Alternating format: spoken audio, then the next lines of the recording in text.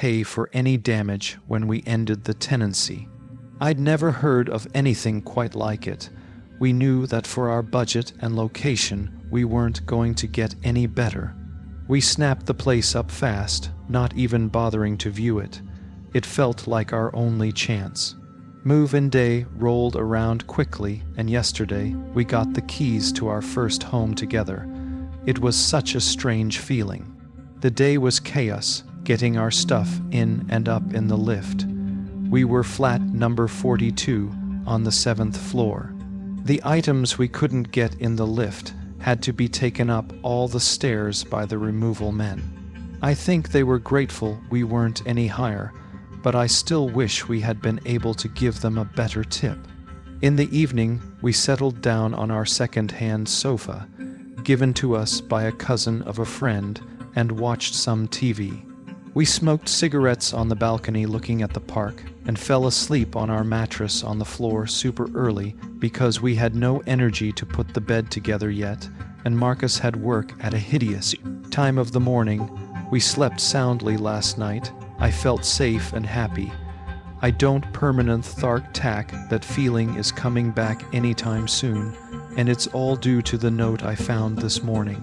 I found it in the kitchen, having a coffee, hours after Marcus had left for his early shift at work. It was in one of the cupboards that were fixed to the wall. There were a bunch of useful items from the previous tenant. Spare keys to the flat, a set of tiny keys that locked and unlocked the windows necessary for those with kids this high up, spare smoke alarm batteries, and a folded-up piece of paper. The note was handwritten with new occupier of flat 42, in beautiful cursive on the blank side. I opened it up and sat down to read. I can't really describe it to you, so I'm going to copy it out below. Dear new occupier, firstly, welcome to your new home. I lived here before you for 35 years with my husband. Unfortunately, he had an incident at home recently that I'd rather not discuss that claimed his life. My sister has now decided I can't keep up with the demands of the property and has insisted that I move in with her and her husband. I was reluctant at first, but the stairs do kill me at my age, and without Harold it's filled with sadness. Anyway, when you've lived somewhere for as long as I have, it feels like a person that you know. You understand its personality and what makes it tick. I thought it was probably pertinent that I impart some of that knowledge on you. It's a wonderful home, honestly. I have lived through best and worst years, and leaving it behind is very emotional. But if you are to survive and get the best out of it, then there are some steps you need to follow. The landlord will never bother you. He doesn't visit, call, or communicate in any way. But make sure to pay your rent in a timely fashion always. I have only dealt with him once in 35 years, and let's just say I never missed another rent day. Any repairs required, you speak to the agent you rented the place with. Do not use the communal lift between 1, 11 and 3:33 a.m. Just don't do it. This step is vital if you are to have a happy life here. It really is life or death. Don't do it. This has cost me and many others in the building greatly, and I would rather not elaborate on why you shouldn't do this. Just please don't do it. I cannot stress this enough. When you hear the strange animal noises coming from flat 48, don't question it. Mr. Blackwood lives there, and he's a lovely chap. Don't be afraid to say hello to him in the corridor or on the stairs. He's old school, so he never risks the lift, but whatever you do, don't check on him when you hear the noises. You'll know when you hear them. If you ever come across a window cleaner on the balcony, ignore him. He may seem like the nicest fellow you've ever had trying to sell you something at the door, but it really is best that you don't engage. He will go away if you ignore him, but he tries pretty hard the first few times, so you'll need some resilience. Whatever you do, don't offer him anything. No money, no hot drink. Don't leave food scraps out. bin, or refrigerate them immediately. If you have small animals, it is imperative that you watch them eat and take away any leftover food immediately after they are done. This and Rule 2 go hand in hand. The things forage all day and seem to really love animal feed. You don't want them in your flat. I promise you can leave what you want out between 1, 11 and 3:33 a.m., so you may want to feed your pets then. Don't communicate with any neighbors who claim to come from flats 65-72. These flats suffered a fire in the late 80s that devastated the whole floor. All the residents died in their homes. The building was mostly council-owned at the time, and they never bothered to renovate the flats. They've been empty ever since, but every now and again someone will knock at your door claiming to live in one of these flats and ask to borrow some sugar. They will seem entirely average, but you must shut and lock the door immediately. I installed 2 extra security bolts to avoid these fuckers. I don't like to swear at my age, but they really are fuckers. Simple one for you here: keep a weapon in each room. Sometimes you follow all these steps, and something still slips through the net. Better to be safe than sorry. The building has a committee that will try and get you to join. It's one of those neighbors' groups about improving living conditions for all residents.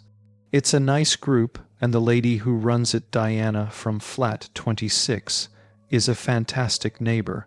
By all means, get involved. But I wouldn't recommend babysitting Diana's 2 children. She'll ask you, because the poor woman needs a break. But if you accept, don't say, "I didn't warn you." Stray hairless cats sometimes roam in the hallway. I know they're supposedly a special, expensive breed, but they don't belong to anyone. They're mostly harmless, but don't pick them up. Not unless you see one of those neighbors that claims to live in 65-72. Then grab the cat and lock it inside with you. It'll burn your skin a little, but the cats are friendly, and I wouldn't want to see them hurt. There is no way to fix the damp patch on the ceiling in the bedroom.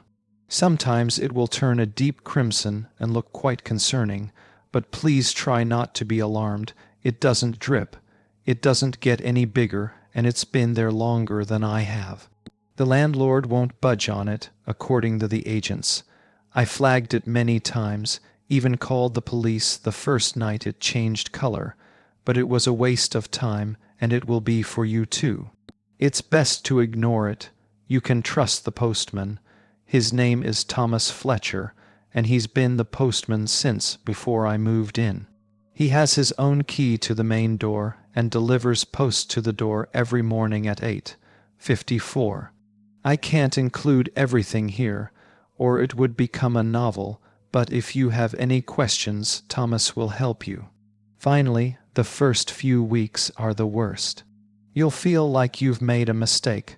I'm sure reading this you already do. But if you can get through the first few weeks, it really is a lovely block to live in. Every property has its quirks, and this one is a little extra special. But you can be truly happy here if you just take my advice. I wish you all the best, I really do. Yours truly, Mrs. Dorothy Ashworth. I don't really know what to think after reading the note. Hopefully it was some sort of joke, but the agent had said the previous tenant was an elderly lady, and I can't see anyone named Dorothy Ashworth attempting to play practical jokes on someone they never met. There were also parts of the note I couldn't disprove. There was indeed a large damp patch above the bed that me and Marcus had already discussed reporting. No crimson, but it definitely existed. I had also commented on a beautiful sphinx cat roaming the halls as we were moving in. I started to get seriously freaked out. Our dream, our beautiful little home, had just become a source of fear and confusion. I checked the time and it was 9:14, damn it, out of time to catch Postman Thomas. When I opened the door to check, sure enough, 2 letters addressed to a Mrs. Ashworth sat on the doorstep. At about 11:15, my worst fears were truly confirmed when a friendly middle-aged looking man carrying window cleaning equipment knocked on my balcony door. I ignored him. I didn't want to take the risk until I'd spoken to Marcus and showed him the note. I'd texted him already to rush home. I felt bad as the man rapped his knuckles against the door for over 10 minutes, but honestly, the longer it went on, the more I was terrified. My windows were sparkling, and due to our lack of curtains, I couldn't even hide from his gaze. I felt so exposed. He stayed for a total of 30 minutes exactly, and never once did he stop looking at me or knocking. He shouted the occasional ultra-friendly line or humble request for a beverage in the heat through the door, but I did my best to avoid eye contact. When he finally left, I looked outside every window in the flat, but I couldn't see him on any of the other balconies or see any equipment suggesting he was around. He had vanished completely. Marcus still hadn't texted me back. He must have been having a rough shift. It was a Friday, and they were always busy. It wasn't often that he didn't reply. He was due home in around an hour anyway. I read the note probably hundreds of times over. I tortured myself reading it for the next hour, desperately waiting for Marcus to come through the door to tell me it was all crazy and I should relax. I hoped for that so much, but Marcus never came. His shift should have finished around midday, but by 2 p.m. he still wasn't home. I panicked, I cried. I left over 100 voice messages on his phone but got nowhere. I finally decided it had been long enough that calling his work wouldn't embarrass him, and his boss told me that he had never turned up for his shift. I thought about it, what could have happened, and then it hit me. Marcus's shift started at 4 a.m. today. He would have left the flat at 3:15 and taken the lift down the stairs. I don't know what to do. I've tried to convince myself it was all just a big joke. Maybe Marcus wrote the note and got his boss in on it. A voice in my head kept telling me that he couldn't write like that if he tried, but I had to attempt to fool myself. It's getting late and he still isn't home. What if it's all true? I think we made a big mistake.